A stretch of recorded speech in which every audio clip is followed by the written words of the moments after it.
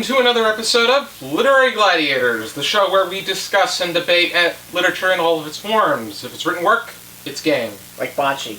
I said that before. Let's meet the panel. I'm Dominica. Charlie. And I'm Josh. And Russian roulette's a game. Sorry. Works pertaining to science and nature, nonfiction, have caught my interest in recent years, but it hasn't really been something I've explored as much as I wanted to. And one such area pertains to works about animals. Particular animals approached in particular ways. And in this case, we're going to be talking about penguins today. In particular, it's The Penguin Lessons by Michell. And this is a memoir about Michell going to college down in Argentina, and while he was in Uruguay, he rescued a Magellan penguin that he would go on to name Juan Salvador, or his more casual name, Juan Salvador. The question at hand was really, did he save the penguin, or did the penguin save him? The discussion starter that I have for this work is, what do you believe is the most heartwarming part of this book? First, I read mine. I got mine through the library, so if I'm not holding a book, it's because I had to bring it back. So, but I thought the most warming part, right off the bat. I mean, there's a lot of them, but when you take a penguin or any kind of animal, cute, snuggly. Well, you don't want to, they smell a little bit, but taking it and bringing it back to health, nurturing it, helping it, and that to me is like, you don't see enough of that, or you don't hear enough of that. The penguin there was an oil spill.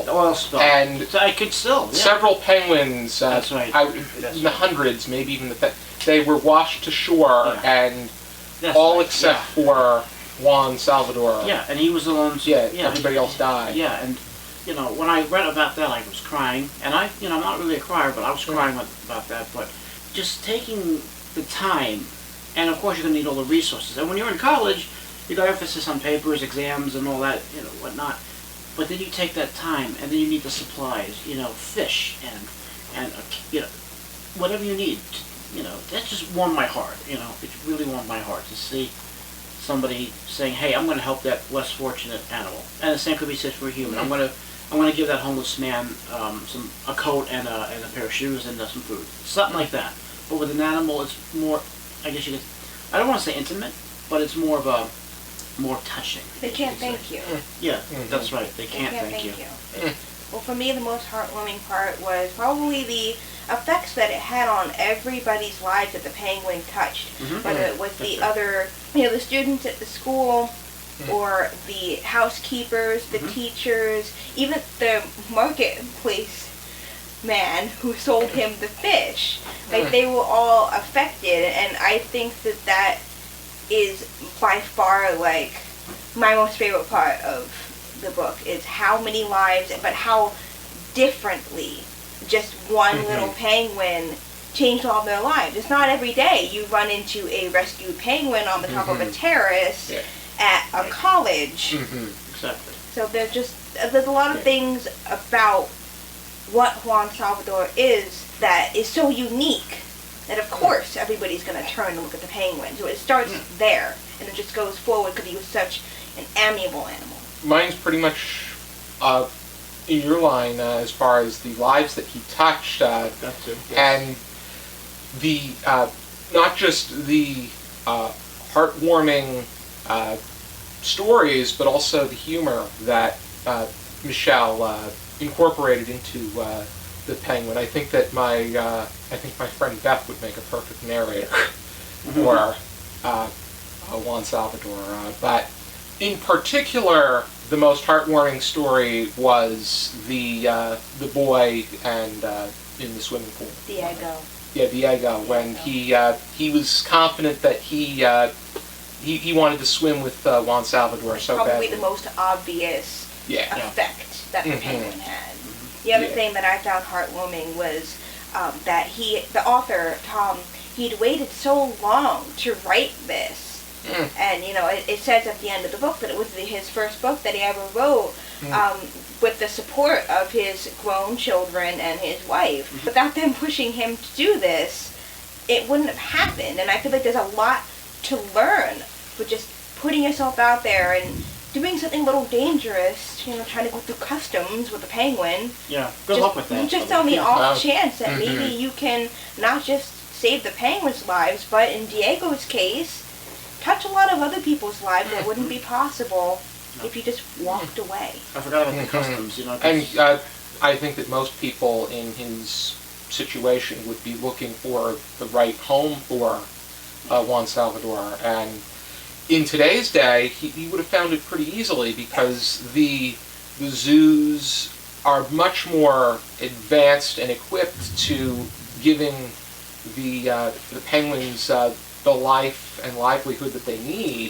Because when he went the first time, there was very little space, and he was better off just taking care of him as it was. It was a moral issue, knowing that Juan wouldn't have been taken care of the way that he was with all those students visiting him, and the promise of food that Tom knew the penguin could always rely on. You can't rely on that safe water with the big enough space, whereas he had a whole swimming pool. And he grew emotionally attached, which just added more of a reason to keep the penguin.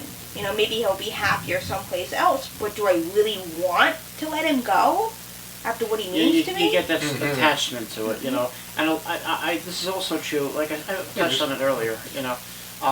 When parents adopt a child, or even when parents have a child, when the kids grow up, and it's called parents. It's called emptiness, or empty nest syndrome, or something like that, where they're depressed. They're just depressed, and it's it's like we couldn't wait to get out of here. Now he's gone, or now it's like I wonder what could have been more. Stuff like that, Stereotypically, it's usually the mothers that are more like, they honey, want let's have they another. want him to stay. The father is pushing to get them out. Yeah, and stereotypically, but there have been times where fathers have said, and the vice versa, or both of them are supportive, or both of them want him out. Yeah, but coming with as you said earlier, the animal can't thank you. You can't, but it can show appreciation. Correct me if I'm wrong. Are penguins considered endangered? Some species are. Some species. So there you go. He probably single-handedly saved a species of them. Yeah. Not a species, a class. Let's just say class. I mean, it's a tough one because they would have to breed. Yeah. And he would, Juan Salvador did not. It's a shame that Juan Salvador didn't live very long. 8 months. Yeah, they were together for 8 months. Right. I don't know how. He doesn't know how old. Well, I do remember in the beginning of the book, he'd said when he'd rescued Juan that he was not a young penguin. So if I could assume anything, I would think that it was probably just of old age, because he made that comment that it wasn't a young penguin. There were the signs, whether it was the coat or anything like that, that had proved it wasn't a baby. Part of it's the coat, but the other thing with the coat is it was drenched in oil too. Yeah. So that it would take a while. The size, maybe, whatever it was. Yeah. The lifespan of the Magellan penguin is it's 25 in the wild and 30 when it's domesticated. Right. And as you said earlier, the zoos, they have. I haven't been to a zoo lately. Just kidding. I don't know if you'd be invited back. Hey, all right. There's your drums. Leave. Bye. Empty nest syndrome. They have come a long way, but aquariums too. They would have, I'm sure, taken him in, and just. But it depends on the nature of the zoo and of the aquarium. Back in that day, it wasn't as advanced. Advanced or Good. equipped. Yeah, they couldn't put. And Argentina was in a bind of a situation politically. I think that this book was as good as it could possibly be because Tom Michell does a lot to. He talks a lot about things when he goes out on his vacation and leaves the penguin with someone else. He'll talk about the political background where Perón's had just gotten back into power. It was a film with Madonna played the role, and the signature song from that was Don't Cry For Me, Argentina. Heard that song plenty of times back when I was growing up.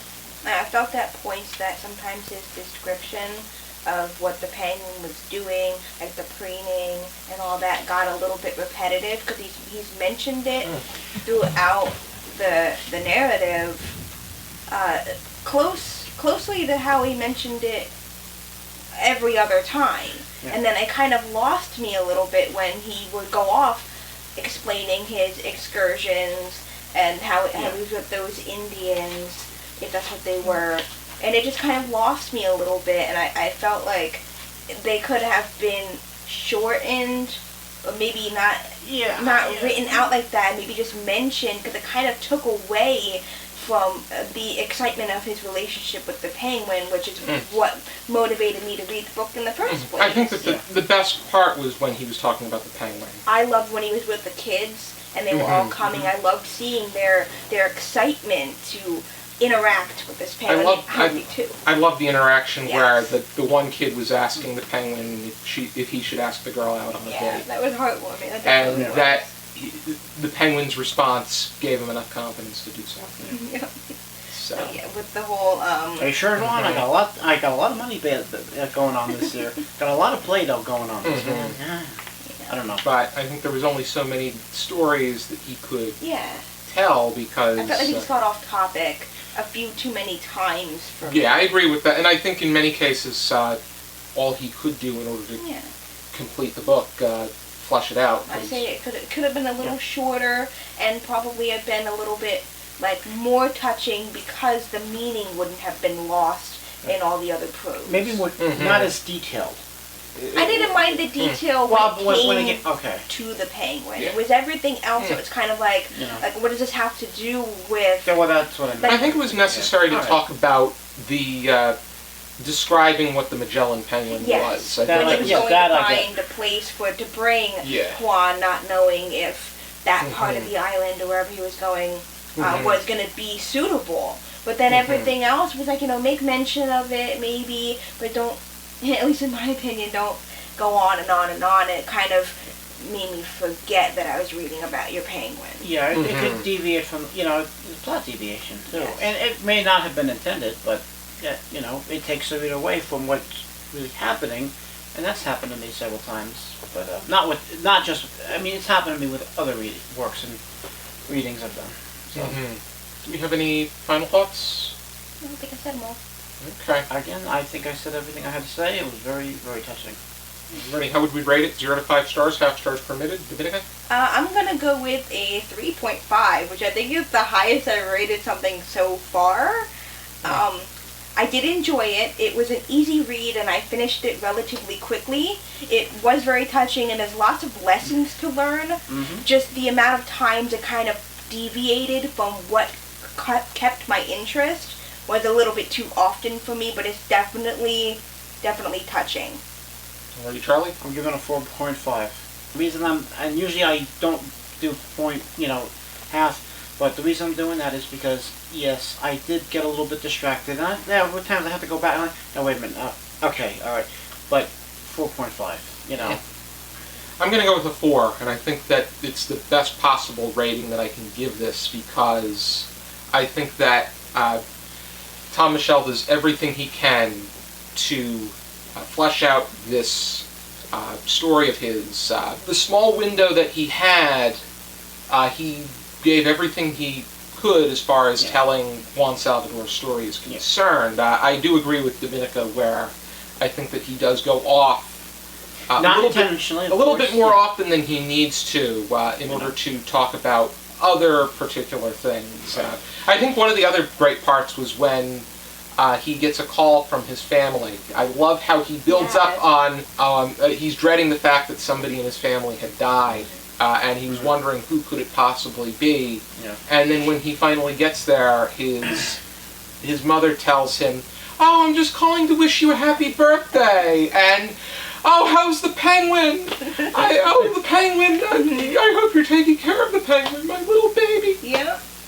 Which, it was was also sweet. That was a good moment. I like that. I That loved how, and I know it wasn't a suspenseful story, but the way that he went about it was almost like maybe you should write. That's where he does a great job. He's great at really creating the atmosphere for a particular That was a good moment. If you are interested in reading the Penguin Lessons, here is a copy. Mine had to be returned, so. And I hope you check out some more videos from our channel. Be sure to join us next time. For now, keep reading. Bye.